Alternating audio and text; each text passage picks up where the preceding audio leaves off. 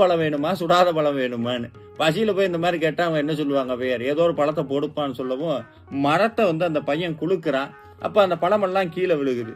அது கீழே விழுந்தோம்னா அப்படியே அது பூரா மண் ஒட்டிடணும்னு ஔவையார் அதை எடுத்து இப்படி ஊதி இருக்கிறாங்க.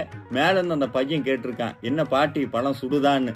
அவ்வளவு படிச்ச ஔவையாரையே அந்த கேள்வி சுட்டுருச்சு. என்னன்னா இந்த தத்துவம் என்னன்னா, நம்மளுடைய வாழ்க்கை முருகப்பெருமான் மண் ஒட்டாம பார்க்கணும்னு நினைக்கிறாரு. ஆனா நம்ம தான் திருப்ப திருப்ப மண்ணை சேர்த்துக்கிட்டே இருக்கோம். ஆசை கோபம் நிறைய.